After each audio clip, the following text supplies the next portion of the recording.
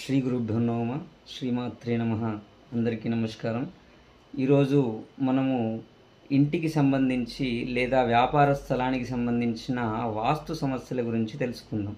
అయితే చాలామంది వారి ఇంటిని చాలా విశేషంగా ఖర్చు పెట్టి వారికి నచ్చినట్టుగా నిర్మాణం చేయిస్తారు. అలాగే వ్యాపార స్థలాన్ని కూడా చాలా అద్భుతంగా నిర్మాణం చేసుకుంటారు.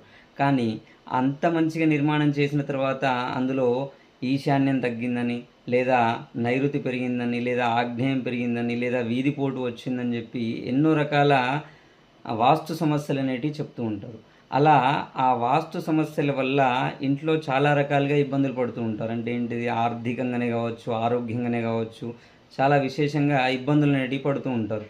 అయితే ఆ ఇబ్బందుల వల్ల అంత మంచిగా నిర్మాణం చేసుకున్న ఇంటినైతే తీసేయలేరు కదా. అందుకే ఆ స్థలంలో శ్రీవాస్తు యంత్రాన్ని ప్రతిష్ఠించండి. ఇలా శ్రీవాస్తు యంత్రం ప్రతిష్ఠించడం వల్ల ఇంట్లో ఒక రకమైన పాజిటివ్ ఎనర్జీ క్రియేట్ అవుతుంది అండ్ నెగిటివ్ ఎనర్జీ అనేది ఇంట్లో నుంచి పోతుంది. దానివల్ల ఇంట్లో ఉన్న వాస్తు సమస్యలన్నీ కూడా తొలగిపోతాయి. అయితే ఈ శ్రీవాస్తు యంత్రము ఇలా ఉంటుంది. ముందుకి ఇలా 9 చక్రాలు ఉంటాయి. ఇవి ఉబ్బెత్తాకారంలో ఉంటాయి.